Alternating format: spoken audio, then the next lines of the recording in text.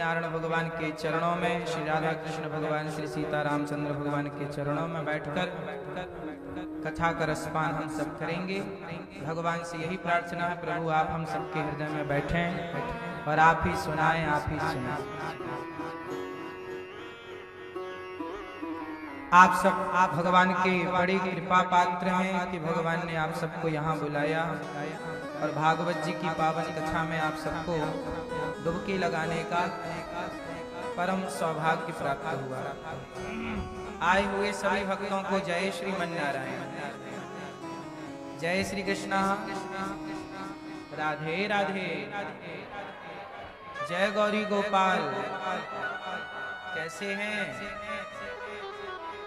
सदा आप अच्छी रहें, खुश रहें, प्रसन्न रहें, यही मंगल कामना है।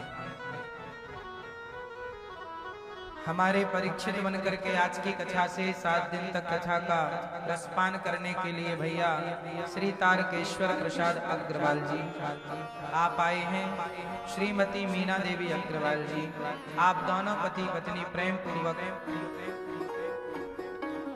तारकेश्वर प्रसाद जी के लिए और मैया मीना जी के लिए तालियां बजाकर यजमान परिवार का अभिवादन करें। इन्होंने भागवत सुनने का मन बनाया।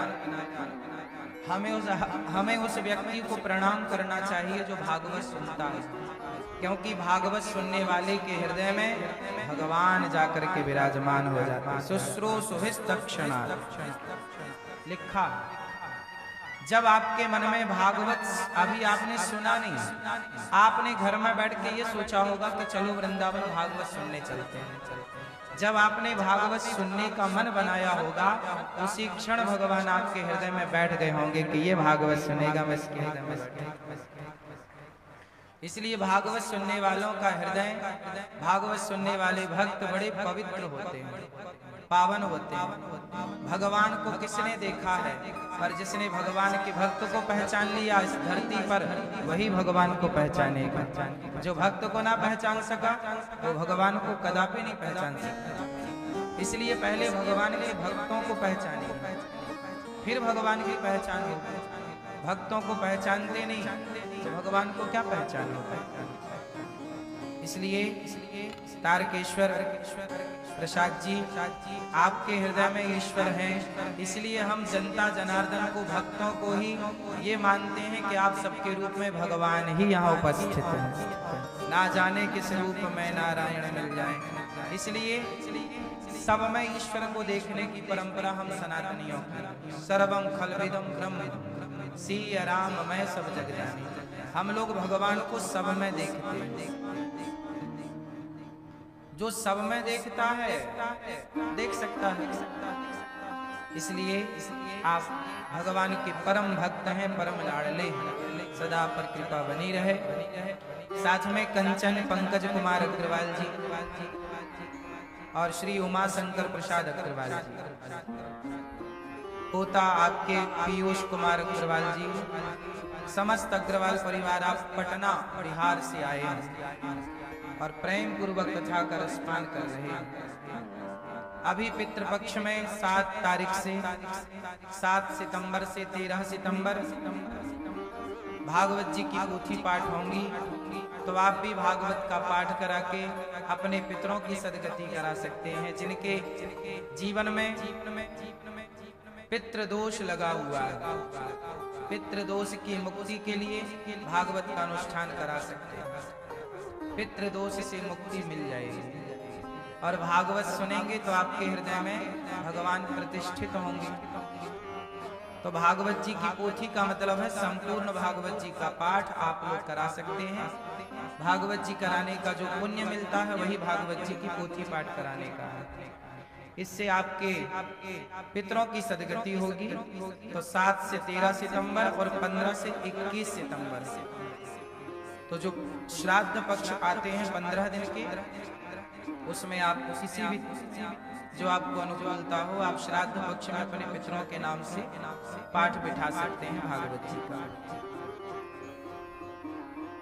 कथा की गंगा हम सबको पावन कर रही है। भागवत जी सबसे पहले परीक्षित जी ने इस कलिकाल में सुखदेव भगवान से सुनी थी। भागवत जी सबसे पहले भगवान नारायण ने ब्रह्मा जी को सुनाई। भागवत जी किसने किसको सुनाई? सबसे पहले भगवान नारायण ने ब्रह्मा जी को भागवत सुनाई। फिर ब्रह्मा जी ने अपने पुत्र देवर्षि नारद जी को भागवत सुनाई। फिर देवर्षि नारद जी ने वेद व्यास जी को भागवत सुनवाई और वेद व्यास जी ने अपने पुत्र सुखदेव जी को भागवत सुनवाई और सुखदेव जी ने राजा परीक्षित जी को भागवत सुनवाई। और राजा परीक्षित ने जब भागवत सुनी उसके बाद धरती के लोगों के लिए यह भागवत सुलभ हो गई। फिर सूत जी ने शौनकादि ऋषियों को सुनाई। तो ये भागवत जो है ये भगवान से चली हुई परंपरा। भागवत 18,000 श्लोकों का ग्रंथ है, 335 अध्याय हैं और 335 अध्याय 18,000 श्लोक और 12 स्कंद भागवत जी में है। भागवत जी के महात्म्य का सबसे पहला श्लोक आप सब बोलेंगे, सब बोलो। सच्चिदानंद रूपाय मैया मुकुलो सच्चिदानंद रूपाय विश्वोत्पत्त्यादिहेतवे तापत्रय विनाशाय श्री कृष्णाय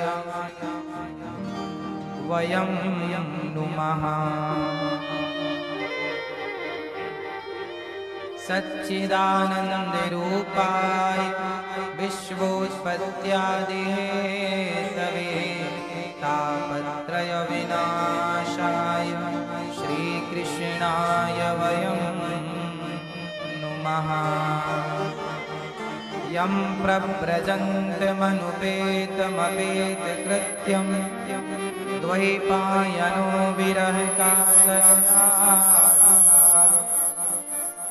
पुत्रेति तन्मयतया तर्वो विनेदुः तं सर्वभूतहृदयं मुनिमानतोऽस्मि।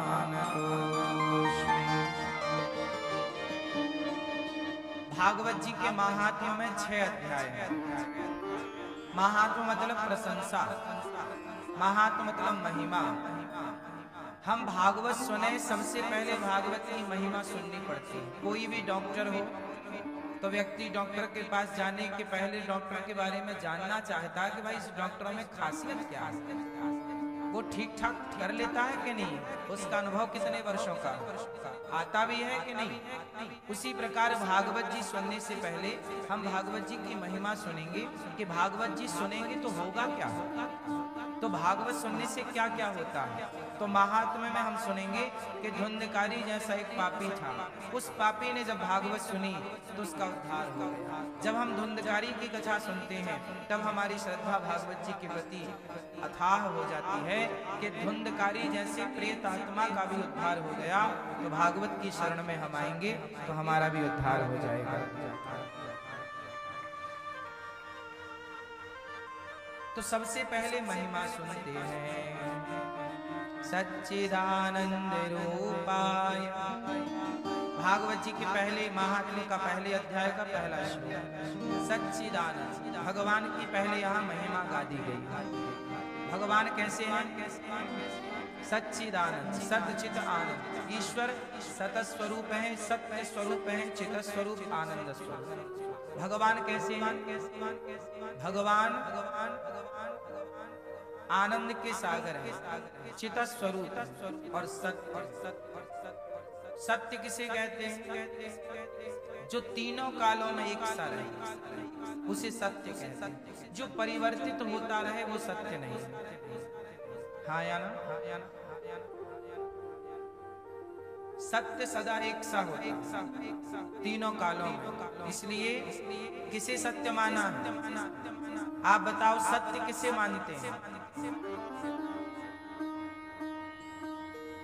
जीव सत्य है कि ईश्वर सत्य है कि प्रकृति सत्य है? बोलो बोलो।